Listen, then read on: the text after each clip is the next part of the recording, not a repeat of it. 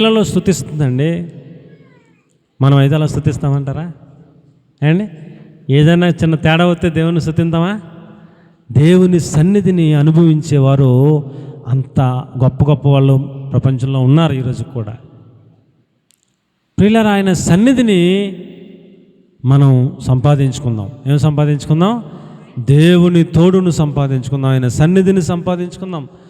భర్త లేని బాధను ఆయన లేకుండా చేసి ఆదరిస్తూ ఉన్నాడు, ధైర్యపరుస్తూ ఉన్నాడు, సేవలో ముందుకు తీసుకెళ్తూ ఉన్నాడు, రాష్ట్రాలు తిప్పుతూ ఉన్నాడు, దేవుడు ఘనపరుస్తున్నాడు.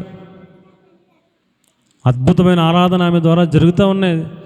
ఎంతమంది ఉన్నారు అంతమంది ఎడుతున్నారు ఆవిడ చెప్తుంటే, కళ్ళ నీళ్ళు వచ్చేస్తాయి. ఆయనను ఆరాధించకుండా నన్ను ఎవరు ఆపలేరు, కంఠంలో ప్రాణం ఉండగా అన్నట్టు మాట్లాడుతుంది ఆవిడ. కాబట్టి ప్రియులారా, చిన్న కష్టం వస్తేనే మనం ప్రార్థనకు రామయ్యా, చిన్న తేడా వస్తేనే మనం ఏమండి ప్రార్థన చేసుకోకుండా ఇంట్లోనే బతికిచ్చేస్తాం కదా. కష్టాల్లో, కన్నీళ్ళలో, ఇబ్బందుల్లో, ఇరుకుల్లో, వేదనలో, శోధనలో ఆయనను స్తుతించకుండా మనం ఉండలేని స్థితికి, ఆయన సన్నిధి లేకుండా మనం గడవని పరిస్థితికి మనం రావాలని, అలాంటి ఆయన సన్నిధిని కలిగి ఉండాలని 24 గంటలు మీకు నేను మనవి చేసుకుంటూ ఉన్నాను. ఎవరైనా భీకర అరణ్యంలో, పాడైన ఎడారిలో ఎవరైనా పడుకుంటారా అమ్మా? భీకర అరణ్యంలో, పాడైన ఎడారిలో అక్కడ రాశాడు. అలాగా భీకర అరణ్యం, పాడైన ఎడారి అని రాశాడు. ఆ భీకర అరణ్యంలో, పాడైన ఎడారి అన్న చోట పగలేమో బీభత్సంగా ఎండ ఉంటుంది, ఎండకు చచ్చిపోతారు. రాత్రులేమో బీభత్సమైన చలి ఉంటుంది, చలికి చచ్చిపోతారు. ఆ అరణ్యంలో, ఎడారిలో పాములు ఉండొచ్చు, అక్కడక్కడ పిచ్చి మొక్కలు ఉండొచ్చు, ఏమంటే తేళ్ళు ఉండొచ్చు, జర్లు ఉండొచ్చు, విషసర్పాలు ఉండొచ్చు, ఎక్కడైనా క్రూర జంతువులు కూడా ఉండొచ్చు. ఆ రాత్రికి బతికి బట్టగడితే గొప్పే. భీకరాన్ని పాడని ఎడారంటే అక్కడ రాత్రికి బతికి బట్టగడితే రైటే, అది చాలా ఆశ్చర్యం అనుకోవాలి. అలాంటి చోట యాకోబు బయలుదేరి వెళ్తా చీకటి పడిపోతే ముందుకెళ్తాకలేదు, వెనక్కొత్త అన్నగారు చంపేస్తాడు, ముందుకెళ్తాకేమో చీకటి, దారి కనపడతలేదు. అక్కడ అలాంటి చోట ఏమండి రాయి ఒకటి చూసుకుని, రాయి తలకల్లా పెట్టుకుని ప్రశాంతంగా పడుకున్నాడండి. తెల్లారులను ఎలా పడుకున్నాడండి? అది భీకర అరణ్యం అని తెలుసు, పాడైన ఎడారని తెలుసు, తెల్లారి దాకా బతకనని తెలుసు, చాలా డేంజర్ ప్రదేశం అని తెలుసు. మోకరించాడు. ఏం చేశాడండి? మోకరించాడు. మీరు చదువుకోండి, తర్వాత ప్రార్థన చేశాడు, ప్రభువా నన్ను కాపాడి. ఫస్ట్ పదం నన్ను కాపాడి. ఇక్కడ కాపాడి క్షేమంగా మా మేనమామ ఇంటికి చేర్చి, మా మేనమామ కూతురుతో నాకు పెళ్ళయ్యేలా చేసి, నాకు అన్నం ఇచ్చి, వస్త్రం ఇచ్చి, నాకు తోడై ఉండి, నాకు కుటుంబాన్ని ఏర్పాటు చేసి, నాకు పిల్ల పాపలను ఇచ్చి, నన్ను దీవించి ఆశీర్వదించి, మళ్ళీ మా అమ్మా నాన్న ఇంటికి క్షేమంగా నువ్వు నడిపిస్తే అప్పుడు నీకు దశంభాగం ఇస్తాను.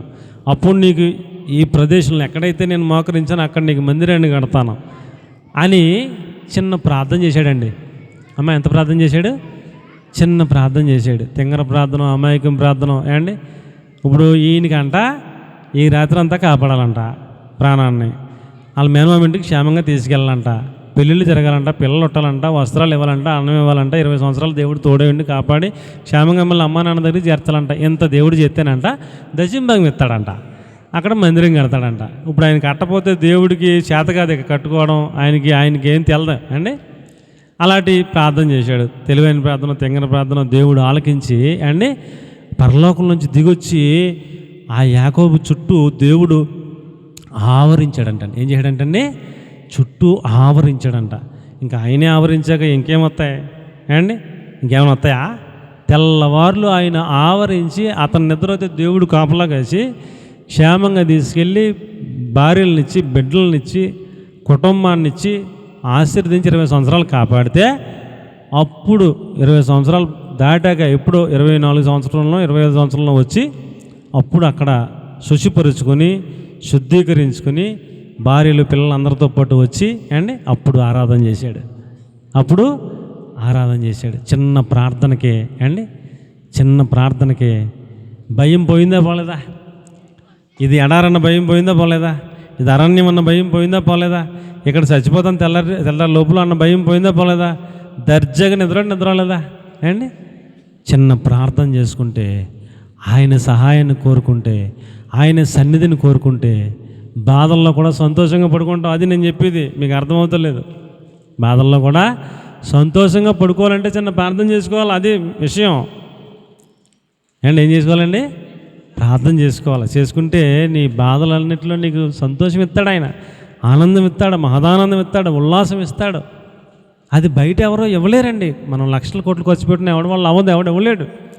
కాబట్టి మనం ఎక్కువగా ప్రార్థన చేసుకోవాలి, ఆయన సన్నిధిని కోరుకోవాలి. యాకోబులాగా సంతోషంగా అంత ఎడారిలో కూడా దర్జగా నిద్రపోయేలాంటి ధైర్యం మనకు కావాలంటే భర్త చనిపోయిన భర్త కన్నా అద్భుతంగా సేవను జరిగించేటువంటి బిడ్డ మనకు కనపడతా ఉంది కళ్ళ ముందు. అలాంటి అద్భుత కార్యాలు చూడాలంటే ఆయన సన్నిధిని కోరుకోండి. ఏం కోరుకోండి? ఆయన సన్నిధిని కోరుకోండి. ఎక్కువ సమయం ప్రార్థనలో గడపండి. మీకు మీ పిల్లలకి దేవుడు సంతోషాన్ని ఇస్తాడు. నా మాటలు ఏమైనా అర్థమవుతున్నాయంటారా అమ్మా? ఈ యొక్క సందేశం యొక్క ఉద్దేశం ఎక్కువ మనం దేవుని సన్నిధిని కలిగి ఉండాలని మాత్రమే. దేవునికి స్తోత్రం కలుగునుగాక. మనకి చాలా పనులు ఉంటున్నాయి. ఒక అధ్యాయం చదువుకుంటా కూడా మనకి ఆ పని అవుతలేదు రోజుకి. ఎక్కువ సమయం అంటే పావుగంట, అరగంట, గంట సేపు ప్రార్థనలో దేవుని సన్నిధిలో ఉండటానికి కూడా మనకి వీలు అవ్వట్లేదు. అలాంటి రోజుల్లోకి వచ్చేసాం. కాబట్టి ఎక్కువ సమయం దేవునితో సన్నిధిలో ఉండమని చెప్పేది. శుక్రవారం ప్రార్థనకు మానకుండా అందరు రండి అమ్మా. శుక్రవారం ప్రార్థనకి ఏం చేయాలి? దేనమ్మ గారు, శుక్రవారం ప్రార్థనకి ఏం చేయాలి? 11 గంటలకు వస్తే 1 గంటకి వెళ్ళిపోవచ్చు. 2 గంటల పనులన్నీ కొంచెం పెదల కడితే ఉంచుకుని టయానికి వచ్చి 2 గంటల్లో ఏమి వాకింగ్ అట్ట చెప్తలేదు, ప్రార్థన చేయటమే. ఆయన సన్నిధిలో కాసేపు గడిపితే మీ కుటుంబంలో సంతోషం ఉంటుంది. ఏముంటుందండి? సంతోషం, ఆనందం ఉంటుంది, ఉల్లాసం ఉంటుంది, మహదానందం ఉంటుంది. ఈ లోకంలో ఈ బాధలన్నిటిలో మనకి సంతోషం ఇవ్వగలిగింది ఆయన సన్నిధి మాత్రమే అనే సత్యాన్ని మీకు నేను మనవి చేసుకుంటూ ఉన్నాను. 95 కీర్తన 1-2 వచనాలు కనుక మనం చూస్తే, ఆయన ఇచ్చిన రక్షణను బట్టి సంతోషం, ఆయన ఇచ్చిన రక్షణను బట్టి కీర్తనలు పాడుతూ రండి, యెహోవాను గూర్చి ఉత్సాహధ్వని చేద్దాము, మన రక్షణ దుర్గమును బట్టి సంతోషగానము చేద్దాము, కృతజ్ఞతాస్తుతులతో ఆయన సన్నిధిలో ఉందాము అంటున్నాడు. కీర్తనలు పాడుతూ ఆయన పేరట సంతోషగానాలు చేద్దాం అంటున్నాడు. కీర్తనలు పాడుతూ సంతోషగానాలు చేద్దాం, ఆయన సన్నిధిలో ఉత్సహిద్దాం, ఉల్లాసం చేద్దాం, ఆయన సన్నిధిలో పాడి పొగుడుదాం, ఆయన సన్నిధిలో ప్రార్థనాపూర్లంగా ఎదుగుదాం. ఆయన వాక్యాన్ని ధ్యానం చేసుకుంటూ మన హృదయంలో ఆయన వాక్యాన్ని నెమరు వేసుకుంటూ సిద్ధపడదాం అని దేవుని వాక్యం మనకు తెలియజేస్తూ ఉంది. ఏమండి, ఎవరికి సంతోషం ఉంటుంది చెప్పండి? ఆయన సన్నిధిని సంపూర్ణ సంతోషం. రెండో మాటలో ఏం చెప్తున్నాం? నీతిమంతులుగా మనము మన కుటుంబ సమేతంగా దేవుని మందిరంలో నేను మాత్రమే సంతోషిస్తాను, కుదరదు. మా ఆయన గారు నేను ఇద్దరు సంతోషిస్తాం, కుదరదు. మా పిల్లలతో అందరితో కుటుంబ సమేతంగా సంతోషిస్తాం, అది కరెక్ట్ అని చెప్తున్నాడు దేవుడు.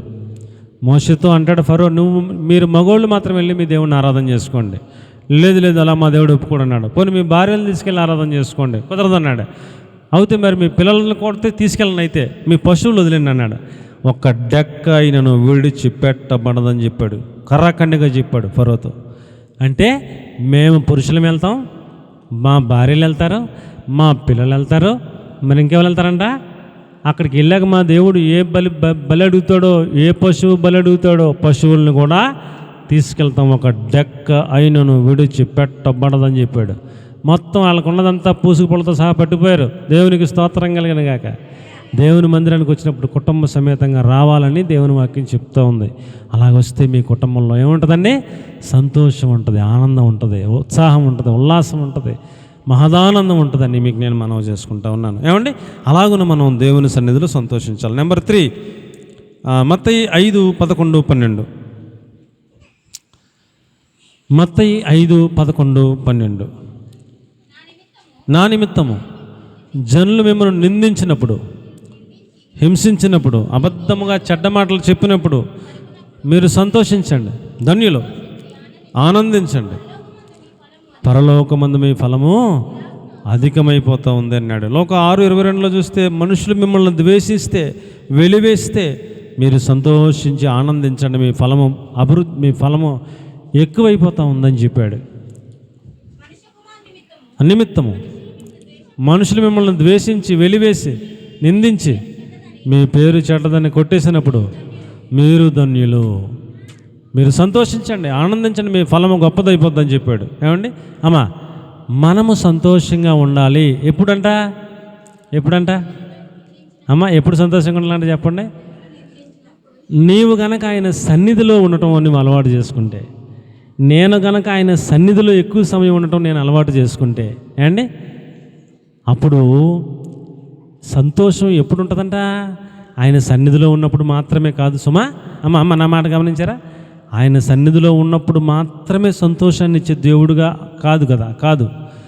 మనలను నిందించినప్పుడు కూడా, మనలను వెలివేసినప్పుడు కూడా, మనలను ద్వేషించినప్పుడు కూడా, మనలను ఎవరైనా హింసించినప్పుడు కూడా మనకు ఏమిస్తాడంటే దేవుడు సంతోషాన్ని ఇస్తాడంట. దేవునికి స్తోత్రం కలిగినగా. ఈ లోకంలో మనిషిగా పుట్టినోడు ఎవరైనా వాడిని ద్వేషిస్తే వాడు కూడా ద్వేషిస్తాడు. అవును కదా? ఎవడైనా మనల్ని హింసిస్తే మనం కూడా వాళ్ళని హింసించాలని కోరుకుంటాం కదా. ఎవడైనా తిడితే మనం కూడా తిట్టాలని కోరుకుంటాం, ఎవడైనా కొడితే మనం కూడా కొట్టాలని కోరుకుంటాం కదా. అవును కదా? కానీ దేవుడు చెప్తున్నాడు, మనుషులు నా నామము నిమిత్తం మిమ్మల్ని ఎవరైనా హింసించినప్పుడు, మిమ్మల్ని వెలివేసినప్పుడు, మీ గురించి చెడ్డ మాటలు చెప్పినప్పుడు, మీకు అవమానం కలిగినప్పుడు సంతోషించి ఆనందించండి, మీ ఫలము పరలోకమందు గొప్పదైపోతుంది, అధికమైపోతుంది అని చెప్పాడు. దేవునికి స్తోత్రం కలిగిన గాక. కాబట్టి ఎవరైనా తిట్టినప్పుడు కూడా ఎలా ఉందామండి? సంతోషంగా ఉందాం. ఎందుకని? పరలోకంలో నాకు గొప్ప ప్రతిఫలం కలగబోతూ ఉంది. నువ్వు నన్ను తిట్టడం వల్ల నాకు ఫలం పెరుగుతుందిరా బాబు అని అది గుర్తు చేసుకోండి. ఆవిడ మనల్ని తిడటం వల్ల మనకేం పెరుగుతుంది? అక్కడ ఫలం పెరిగిపోతుంది, అక్కడ మనకి విలువ పెరిగిపోతుంది. నీలాంటి ఉండబట్టే నాకు అక్కడ విలువ పెరుగుతుంది బాబు, నువ్వు ఇంకెక్కువ తిట్టరని మనం ఆయన్ని ఇంకా దీవించాలి. మనం తిట్టినందుకు ఆ పాజిటివ్లో మనం ఆలోచన చేసి, పలానా నన్ను ఉత్తుపున్నాను తిట్టాడు, పలానా నన్ను ఉత్తుపున్నాను నిందించాడు అని ముఖం మార్చుకుని బాధ పెట్టుకుని చర్చి మానేసే బ్యాచ్లో ఉండకుండా, నీవు నన్ను తిట్టడం వల్ల నాకు పరలోక రాజ్యంలో నా విలువ పెరుగుతుందిరా, ఇంకా తిట్టరా అని ఆయన దీవించండి. ఆడికి మేలు చేయండి, ఆడి కోసం ప్రార్థన చేయండి, మీరు సంతోషంగా ఉండండి. అలాంటి సంతోషాన్ని కలిగిన వారుగా మనం ఉండాలని దేవుడు కోరుకుంటూ ఉన్నాడు. దేవునికి స్తోత్రం కలిగిన గాక. ఏమంటే మామూలుగా సంతోషమే ఉండట్లా కదా. మామూలుగా సంతోషం ఉండాలంటే ఆయన సన్నిధిని కోరుకోండి. ఇంకా సంతోషంగా ఉండాలంటే మీ కుటుంబాలతో దేవుని మందిరంలో గడపండి. ఇంకా సంతోషంగా ఉండాలనుకుంటే శత్రువులను కూడా ప్రేమించండి, ఇంకా సంతోషాన్ని ఇస్తాడు దేవుడు అని చెప్తున్నాడు. కాబట్టి ఒక్కొక్క మెట్టు మనం ఎక్కి యేసు ప్రభు లాంటి మనస్సును మనం సంపాదించుకోవాలి. ఏ స్థితిలో ఉన్నా, ఏ సందర్భంలో ఉన్నా మనము సంతోషించే వారిగానే ఉండాలి అనేది దేవుని యొక్క ఉద్దేశమని మీకు నేను మనవి చేసుకుంటా ఉన్నాను. అండి, ఆ యొక్క పౌలు గారిని శీల గారిని చిత్త కొట్టేశారు. ఎందుకు? తప్పేం చేయలే, దొంగతనం చేయలేదు, వ్యభిచారం చేయలేదు, ఎవరిది ఏమీ ఆశించలేదు. అండి, దేవుని వాక్యం చెప్తున్నారంటే అందుకనే వచ్చి చిత్త కొట్టేశారు. అదే ఒక కారణం. చిత్త కొట్టేస్తే ఎలా కొట్టారంటే రక్తాలు గట్లే కొట్టేశారు. ఒళ్ళంతా దెబ్బలు తీసుకెళ్ళి చెరసాల్లో పడేశారు. నేరస్తుల్ని, బాగా క్రూరమైన నేరస్తుల్ని పడేసినట్టు చెరసాల్లో పడేశారు. కాళ్ళకి బండలు బిగించేశారు. అండి, శరీరం అంత చిత్త కొట్టితే రక్తాలు వచ్చేలాగా కాళ్ళకి బండ బిగించితే ఎవడైనా సంతోషంగా పాటలు పాడతాడా? చెప్పండి. ఎవరైనా పాడతారు పాటలు? అండి, పాడలేరు. కానీ వాళ్ళు దేవుని నామము నిమిత్తం మమ్మల్ని కొట్టినందుకై మాకు పరలోకంలో ఫలం పెరిగిపోతూ ఉంది అని ఆనందంగా, బాధ వస్తుంది, బాధలే లేదనుకోకండి, బాధలు వస్తున్నాయి, శరీరం కొలబోటు చేశారు, రక్తాలు వస్తున్నాయి, పోట్లు వస్తున్నాయి, కానీ పరలోక రాజ్యంలో మాకు ఆనందం పెరిగిపోతుంది, సంతోషం పెరిగిపోతుంది, అక్కడ ఫలం పెరిగిపోతుందని ఆ ఫలాన్ని తలంచుకుంటూ ఆనందంగా దేవుణ్ణి స్తుతిస్తూ ఆరాధన చేయటం మొదలెట్టిన చెరసాల్లో. దేవునికి స్తోత్రం కలిగిన గాక. ప్రియులారా, ఇవన్నీ మనకేం నేర్పిస్తున్నాయంటే అంత కష్టంలో కూడా దేవుణ్ణి స్తుతించడం మానొద్దని నేర్పిస్తున్నాయి. ఇబ్బందుల్లో కూడా దేవుణ్ణి స్తుతించడం మానొద్దని నేర్పిస్తున్నాయి. దుఃఖంలో కూడా దేవుణ్ణి స్తుతించడం మానొద్దని నేర్పిస్తున్నాయి. అవమానాల్లో కూడా దేవుణ్ణి స్తుతించడం మానొద్దని నేర్పిస్తున్నాయి. వేదనలో, శోధనలో, కన్నీళ్ళలో కూడా దేవుణ్ణి స్తుతించడం మానొద్దని నేర్పిస్తున్నాయి. అలాంటి ఆరాధికులంగా, అలాంటి స్తుతియాగం చేసే వాళ్ళంగా, అలాంటి గొప్ప ఫలితాన్ని పరలోక రాజ్యంలో పొందుకునే వాళ్ళంగా నిత్యము ఆయన సన్నిధిని కోరుకుంటూ స్తుతులు చెల్లించేటువంటి బ్యాచ్లో మనం కూడా ఉండాలని ఈ వాక్యాలు మనకు దేవుడు తెలియజేస్తూ ఉన్నాడు. దేవునికి స్తోత్రం కలుగును గాక. ఏమండి, చాలాసార్లు పౌలు గారిని 39 దెబ్బలు కొట్టారంట. ఒకరు తక్కువ 40 దెబ్బలు చాలాసార్లు కొట్టారంట. అనేక మార్లు ఆకలి దప్పికలతో ఉన్నారంటే మంచిలు దొరకలేదంట. అనేకసార్లు చాలాసార్లు ఆహారం అన్నం కూడా దొరకలేదంట. అయినా సంతోషంగా ఉంటారా ఎవరైనా? అమ్మ, అయినా సంతోషంగా ఉంటారా? కానీ నేను సంతోషంగా ఉన్నాను అంటున్నాడు. సమృద్ధిలో ఉండ ఎరుగుదును, ఏమీ లేని స్థితిలో ఉండ ఎరుగుదును, ఆకలి దప్పుకులతో ఉండటం ఎరుగుదును, అన్నిటిలందు నన్ను నేనే అలవాటు చేసుకుంటున్నాను అన్నాడు. ఎక్కడ ఏ స్థితిలో ఉన్నా, దుఃఖంలో ఉన్నా, కష్టంలో ఉన్నా, వేదనలో ఉన్నా, మరణాపాయకర పరిస్థితుల్లో ఉన్నా నేను సంతోషంగా ఉండటం నేర్చుకున్నాను, ఆయన స్తుతించడం నేర్చుకున్నాను అంటున్నాడు. దేవునికి స్తోత్రం కలుగును గాక. ఏ స్థితిలో మనము, నీవు నేను ఏ స్థితిలో ఉన్నా ఆయనను స్తుతించే ఆరాధికులంగా మనం ఉందాం. అప్పుడు మనం సంతోషంగా ఉండగలుగుతాం. నా మాటలైన అర్థమైతే గట్టిగా ఒక స్తోత్రం చెప్పండి. హల్లెలూయా. 4వ మాట మనం చూసినట్లయితే అపోస్తల కార్యాలు 14వ అధ్యాయం 17వ వచనం. అపోస్తల కార్యాలు 14వ అధ్యాయం 17వ వచనం. అయినను ఆయన ఆకాశం నుంచి మీకు వర్షమును ఫలవంతమైన ఋతువులను దయచేయచ్చు, ఆహారమును అనుగ్రహించుచు, ఉల్లాసముతో మీ హృదయమును నింపుచు, మేలు చేయుట చేత తన్ను గురించి సాక్ష్యము లేకుండా చేయలేదు అని స్పష్టంగా చెబుతూ ఉన్నాడు. దేవునికి స్తోత్రం కలుగును గాక. అన్ని బాధల్లో కూడా సంతోషంగా ఎందుకున్నాడు తెలుసా పౌలు గారు? దేవుడు తోడుగా ఉన్నాడు కాబట్టి. అంత దెబ్బలు కొట్టినా కూడా సంతోషంగా ఎలాగన్నాడు తెలుసా పౌలు గారు? దేవుడు తోడుగా ఉన్నాడు కాబట్టి. కరువులో కూడా సంతోషంగా ఉన్నారు భక్తులు. ఎలాగున్నారు తెలుసా? దేవుడు తోడుగా ఉన్నాడు కాబట్టి. ఏమండి, ఏలియా 3.5 సంవత్సరాలు వర్షం లేదు, మొత్తం దేశమంతా కరువు, అల్లాడిపోతున్నారు. ఏలియా ఒక్కడికే రాజు దగ్గర నుంచి ఒక కాకిని దేవుడు పురమాయించాడు. ఆ కాకి రాజుగారి ఇంటికి వెళ్ళి ఒక రొట్టెని మాసాన్ని పట్టుకుని వచ్చి ఏలియాకి ఎత్తుందంట ప్రతిరోజును. ఆ రొట్టె తింటున్నాడు, మొక్కలు తింటున్నాడు శుభ్రంగా. అక్కడ వాగు ఒకటి ఉంది, కెర్రెత్తి వాగు, నీళ్ళు తాగుతున్నాడు, అక్కడ శుభ్రంగా ఉన్నాడు. ఆ వాగు కూడా ఎండిపోయింది, నీళ్ళు సుక్కలేదు. అప్పుడు దేవుడు అన్నాడు, సారేపతి అనే ఊరు వెళ్ళి అక్కడ ఒక విధవరాలు ఉంది, వాళ్ళ ఇంటికాడ ఉండి అన్నాడు. అక్కడికి వెళ్ళాడు ఈయన. వెళ్ళి, అమ్మ నాకు ఒక అప్పం చేసి అన్నాడు. అయ్యా ఉన్నదే ఒక్క అప్పానికి సరిపడా పిండి ఉంది, దానికి సరిపడా నూనె ఉంది, రెండో అప్పం లేదయ్యా. ఇక ఆఖరిది అది ఒకటి చేసుకుని మా అబ్బాయి సగం నేను సగం తినేస్తాం, ఇంకా ఇదే ఆఖరి భోజనం, చచ్చిపోతామే, ఎప్పుడు సోవస్తుందని ఎదురు చూస్తామే, ఇంకా తింటాకేం లేదు బాబా అని చెప్పింది. ఆ మొదటి అప్పం నాకు ఇయ్యమ్మా, దేవుడు నేను దీవించడని చెప్పాడు. మేము తినేది అయితే ఏముందో దైవసేవకుడు అడిగాడు. ఆ రొట్టెలో సగం నేను తింటే ఏముంది, తినకపోతే ఉంది, ఎలాగని చచ్చిపోతాం కదా. ఆ రొట్టె అటుకెళ్ళి ఆయనకి ఇచ్చేసింది. ఆయన తిన్నాక మళ్ళీ వెళ్ళి చూసుకోమ్మా, రొట్టె పిండి ఉందేమో చూసుకో అన్నాడు. వస్తే మళ్ళీ పిండి వచ్చింది. దేవుడు అద్భుతం, నూనె వచ్చింది. అరే ఇప్పుడు కదా పిండి ఉన్న పిండితో రొట్టె చేయాలి, మళ్ళీ పిండి వచ్చిందని చెప్పి మళ్ళీ రొట్టె చేసుకుని ఇద్దరు తిన్నారు. మళ్ళీ పొద్దున్న వచ్చితే మళ్ళీ పిండి ఉంటుంది, మళ్ళీ సందాలు వచ్చితే మళ్ళీ పిండి ఉంటుంది. 3.5 సంవత్సరాల పిండి వస్తానే ఉంది, నూనె వస్తానే ఉంది. అందరికీ కరువుగా, వీళ్ళకి మాత్రం సమృద్ధి. ఆయన తోడుగా ఉంటే కరువులో కూడా సమృద్ధిగా ఉంటుంది, సంతోషంగా ఉంటుంది అని నేను మీకు మనవి చేస్తున్నాను. మరి మాకు చాలా కష్టాలు ఉన్నాయండి, మరి మాకు చాలా అప్పులు ఉన్నాయండి, మరి మాకు చాలా ఇబ్బంది ఉందండి, మరి మాకు చాలా మరి సమస్యలండి, మరి మా పిల్లల గురించి ఇబ్బందులండి, అదండి ఇదండి ఇన్ని చెప్తాం మనం. అన్నిటికీ సరిపడా దేవుడు ఆయన ఉన్నాడు. ఆయన సన్నిధిలో ఉంటాం నేర్చుకో అని చెప్తున్నాడు అంతే. ఎక్కడ ఉండాలంట? అక్కడ తిరక్కు, ఎక్కడ తిరక్కు, అక్కడక్కడికి బరుగులు ఎత్తుకో, ఆడికడికి చెప్పుకోక ఆయన సన్నిధిలో ఉండు చాలు. ఆయన సన్నిధిలో ఉండు. ఆయన సన్నిధిలో ఉంటే నీకు సంతోషాన్ని ఇస్తాడు. నీ అప్పులు ఎలా తీరాలో ఆయన చూసుకుంటాడు, ఆయన చెప్తాడు, ఆయన ఏర్పాట్లు చేస్తాడు. ప్రార్థన వృధా కాదండి, ప్రార్థన వృధా కాదు. అక్కడ క్రిస్టియన్పేటలో చర్చిలో ప్రసాద్ గారు అని ఒక ఆయన ఉంటాడు. ఆయన ఏబిఎన్ కాలేజీలో గార్డెన్ వర్క్ చేస్తాడు. గార్డెన్ వర్క్ చేస్తాడు.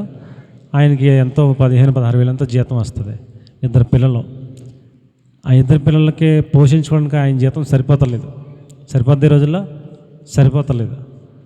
ప్రతి నెల ఎక్కడో చోట అప్పు చేస్తూ ఉంటాడు. వాటికి వడ్డీలు ఉంటాయి కదా, వడ్డీలు పెరుగుతూ ఉంటాయి.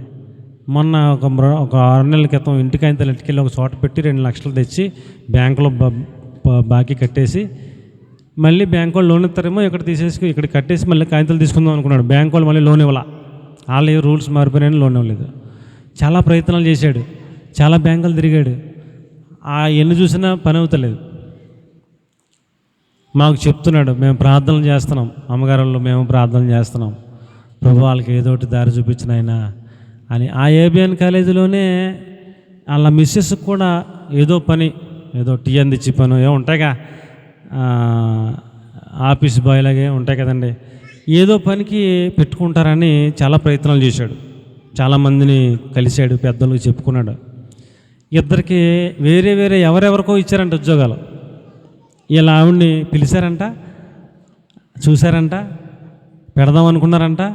ఎవరో ఇంకా పెద్దోళ్ళు రికమెండేషన్ ఏదో పెట్టారని వాళ్ళిద్దరికి ఇచ్చేసారు, ఈవిడికి ఇవ్వలేదు. చాలా బాధపడ్డాడు.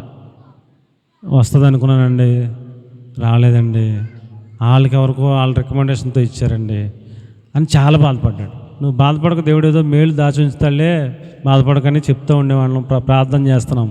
నిన్న వచ్చి చెప్తున్నాడు, ఆ అవంతి వాళ్ళది ఇక్కడ హాస్పిటల్ ఉంది, ఈ హాస్పిటల్లో పెట్టుకున్నారంట వారం రోజుల క్రితం. ఎప్పుడు ఆయనకి 16, ఆవిడకు 9 ఎంతో ఇస్తారంట. 25,000 ఇద్దరి మీద వస్తాయి. ఇక అప్పులన్నీ కూడా రోజు రోజు నెల నెల కొంచెం తీర్చేసుకుంటామండి, దేవుడు ద్వారం తెరిచాడండి అని నిన్న సంతోషంగా చెప్తున్నాడు. ప్రార్థనలో వృధాగా పోవండి, ప్రార్థనలో వృధాగా పోవు. మనం అనుకుంటాం మనకి ఇందులోనే రావాలనుకుంటాం, దేవుడు అందులో ఇస్తానంటున్నాడు. మరి మనకు తెలవదు, మనకి ఇందులో ఇవ్వలేదని మనం బాధపడిపోతూ ఉంటాం. ఆయన ఎక్కడ ఇవ్వాలో అక్కడ ఇస్తాడు. ప్రార్థన వృధా మాత్రం కాదని నేను మనవి చేసుకుంటూ ఉన్నాను. కాబట్టి ప్రియులారా, నీ సమస్య ఏంటో దాన్ని చూడకో, ఆయన్ని స్తుతించడం నేర్చుకో, ఆయన ఆరాధించడం నేర్చుకో, ఆయన సన్నిధిలో ఉండటం నేర్చుకో. ఏమండి, ఆయన నీ పరిస్థితిని మార్చేస్తాడు, నిన్ను ఆనందింపజేస్తాడు. నువ్వు ఏ స్థితిలో ఉన్నా ఆనందింపజేస్తాడు. అందులో అనుమానం ఏమీ లేదని మనం చేస్తున్నాను. నాకు చిన్నప్పటి నుంచి ఈ అనుభవం నాకు తెలుసు. ప్రాక్టికల్గా నేను అనుభవించిందే, నాకు తెలిసిందే చెప్తున్నాను, తెలవందో చెప్పట్లేదు. నేను చిన్నప్పుడే మాకు చిన్న షాప్ ఒకటి ఉంది. మా నాన్నగారు మా అమ్మగారికి బాగుండేది కాదు, హాస్పిటల్కి తీసుకెళ్తా ఉండేవారు, అస్తమానం తీసుకెళ్తుండేవారు. ఇప్పుడు రేపు పొద్దున్న హాస్పిటల్కి తీసుకెళ్ళి మా అమ్మగారిని, రేపు హాస్పిటల్కి తీసుకెళ్ళాలి అమ్మనని చెప్పేవారు. అప్పుడు నేను షాపులో ఉండాలన్నమాట, మా నాన్నగారి బదులు నేను ఉండాలి షాపులో. నేను షాపులో ఉంటే అంతకు ముందు రోజు అంత అమ్మదో, రేపొద్దున్న మళ్ళీ అంత అమ్మదో. ఈరోజు హాస్పిటల్కి వెళ్ళాలి కాబట్టి హాస్పిటల్ కాడ ఎంత ఖర్చు అవుద్దో అంత ఆ పూట అమ్మేస్తుంది. ఇదేంటి ఇవాళ ఎక్కువ అమ్మేసింది ఏంటి అనుకునేవాడిని నేను. మా నాన్నగారు మా అమ్మగారిని తీసుకుని వచ్చేవారు బండి మీద, అక్కడ ఆగేవారు. ఎరా నాన్న డబ్బులు ఉన్నాయా అంటే ఇచ్చేవాడిని. చూసుకుని స్తోత్రం నాయన, హాస్పిటల్కి సరిపడా ఇచ్చావు అనుకుని వెళ్ళిపోయేవారు. హాస్పిటల్కి వెళ్తే ఆ ఖర్చు సరిపోయేది. మళ్ళీ రేపు పొద్దున్న మళ్ళీ అంత అమ్మదో. మళ్ళీ ఒక వారం పోయాక మళ్ళీ హాస్పిటల్కి వెళ్ళాలి, మళ్ళీ అప్పుడు మళ్ళీ అమ్ముతుంది, మళ్ళీ సరిపడా అమ్ముతుంది. మళ్ళీ రేపు పొద్దున్న ఇంకోటి ఏదో అవసరం ఉంది, అప్పుడు మళ్ళీ అంత అవసరం కొద్ది అమ్ముతుంది. అలాగనమాట. నీకు ఎంత కావాలో, నీకు ఎంత అవసరమో, నీకు ఎప్పుడు ఏది ఇవ్వాలో అన్నీ ఆయనకి తెలుసు. మనం గాబరా పడిపోతాం, కానీ ఎప్పుడు మనల్ని ఎక్కడ ఎంత హెచ్చించాలో, ఎప్పుడు ఎలాగ ఇవ్వాలో, ఏమి ఇవ్వాలో, ఏ దారిలో ఇవ్వాలో అన్నీ ఆయన సెట్ చేసి పెడతాడో. నువ్వు ఆయన్ని స్తుతిస్తూ ఉండు చాలు. ఏం చేయాలి? ఆయన్ని స్తుతిస్తూ ఉండు, ఆరాధిస్తూ ఉండు, నువ్వు ఆయన సన్నిధిలో ఉండు. నీకు ఎలాగ ప్రొవైడ్ చేయాలో చేస్తాడు ఆయన. ఇక్కడ ఇది చర్చికి 5 కొనడానికి, అక్కడ జగజనకోణంలో చర్చి కట్టడానికి 7,30,000 బ్యాంకులో మేమున్న ఇల్లు కాయింతలు పెట్టి తెచ్చాం. నేను ఎప్పుడూ అప్పు చేస్తాం ఎరగను, ఎంత వయసు వచ్చింది కానీ. ఈ సందర్భంగానే నేను అప్పు చేశాను ఫస్ట్ టైం. అది ఇంటి కాయింతలు పెట్టడం కూడా ఫస్ట్ టైం, ఎప్పుడు పెట్టలా. నాకు ఇలాగ ఉంది, ఇంటి కాయింతలు పెడితే మళ్ళీ ఇంటి కాయింతలు తెస్తామా, ఇల్లు ఎలా వెళ్ళిపోద్దా, అసలు అప్పు కట్టగలమా, కట్టలేమా, ఎంత అప్పు ఎక్కడ తెచ్చి కడతాం, 3-3 పిల్లల్ని పెంచుకోవటమే కష్టం, మళ్ళీ ఎంత అప్పు ఎక్కడ తెచ్చి కడతాం, ఎలా కడతాం అని మా అమ్మనందరికీ వెళ్ళి అత్తమానం. నాకు మీరు ఎంతో కొంత సాయం చేయాలి ప్రతి నెల, నేను ఒక్కడిని 12 ఏళ్ళు కట్టలేను, మీరు ఎంతో కొంత నాకు సాయం చేస్తేనే కట్టగలను అని మాట్లాడుతుండేవాడిని. దేవుడు ఏ సమయానికి కావాల్సిన సమయానికి ఇస్తాడంటానికి నేనే సాక్ష్యం, ఎక్కడికో ఎవరి దగ్గరికి వెళ్ళక్కర్లేదు. ఏమండి, ఇప్పటికి 2 సంవత్సరాల పైన దాటింది ఆ కాయింతలు అందులో పెట్టి. ఏ నెల కూడా టైం కన్నా ముందే కానీ టైం దాటేదాకా దేవుడు ఇంతవరకు ఆ అవమానం పడే అవకాశం ఇవ్వలేదు. దేవునికే మహిమ కలుగును గాక. ఇంకా అది ఒకటే కాకుండా ఇంకా బయటికి కూడా ఉన్నాయి. ఒకరికి 3,000, ఒకరికి 5,000 ఇలాంటి అప్పులు కూడా ఉన్నాయి. ఎవరికి కట్టాల్సిన వాళ్ళకి కట్టగలిగిన ఆ సమయానికి దేవుడు ఇస్తున్నాడు, నడిపిస్తున్నాడు. దేవునికే మహిమ కలుగునుగాక. అప్పులు ఉన్నాయా? కష్టమే. ఇబ్బందులు ఉన్నాయా? కష్టమే. మీ పరిస్థితులు, సమస్యలు చాలా ఉన్నాయా? కష్టమే. దాని మీద మనసు పెట్టకుండా ఆయన్ని స్తుతించడం మీద మనసు పెట్టు, ఆయన ఆరాధించడం మీద మనసు పెట్టు. నీకు ఎలాగివ్వాలో సమయానికి ఇస్తాడు. దేవునికి స్తోత్రం కలుగునుగాక. హల్లెలూయా. కాబట్టి ప్రియులారా, కరువు ఉంది, ఆహారం లేదు, అయినా స్తుతించు, కరువులో కూడా పోషిస్తాడు. దేవునికి స్తోత్రం చెప్పండి. ఇస్సాకు దేవుడు చెప్పాడు, నాన్న కరువు ఉందని ఐగుప్తుకి వెళ్ళకో, ఇక్కడే ఉండు అని దేవుడు చెప్పాడు. దేవుడు చెప్పాడు కాబట్టి ఇక్కడ కరువుగా ఉన్న, అన్నం లేకపోయినా, చచ్చిపోయినా దేవుడు మాట వింటానని అక్కడే ఉండిపోయాడు. ఉండిపోతే నా మాట విన్నాడు నా బిడ్డ అని ఆయన సంతోషపడిపోయాడు. అక్కడే వర్షం లేకపోయినా విశ్వాసంతో విత్తనాలు వేసాడంట భూమిలో. ఏం వేసాడంట? విత్తనాలు వేసాడంట భూమిలో. అసలు వర్షం లేదు, భూమి నెరలు విరిసిపోయింది. అయినా దేవుడు ఉండమన్నాడు కాబట్టి ఇక్కడే ఉంటాను. ఆయన చిత్తం ఏదైతే చేస్తాడని మొత్తం ఎన్ని ఎకరాలు వేసాడు విత్తనాలు. ఎత్తే ఆ పక్క పొలాల్లో మంచు పడతలా, ఈ పక్క పొలాల్లో మంచు పడతలేదు, ఆ ఏరియా ఎక్కడ మంచు పడతలేదు. ఇతను విత్తనాలు వేసిన పొలం మీద తెల్లరేపటికి మొత్తం మంచుతో ఆ పొలం అంతా తడిసిపోతుందంట ప్రతిరోజు. దేవునికి స్తోత్రం కలుగునుగాక. ఆయన మాట వింటే చాలండి. మీకు అర్థమవుతుందా? ఆయన మాట వింటే చాలు, కరువులోనైనా అద్భుతం చేస్తాడు. ఏమండి, ఈయన పొలం మీద మంచు పడిపోతుంటే 100 అంతల పంట పండిందంటండి. ఎంత పంట? ఇప్పుడు ఒక ఎకరంలో వరి చేను వేసామనుకోండి, 100 బత్తాలు ఎవరికైనా పండుతాయా? ఎవడో పండితే ఎవడో పండవు. తప్పలు ఉంటాయి, తాళ్ళు ఉంటాయి, ఉండవా?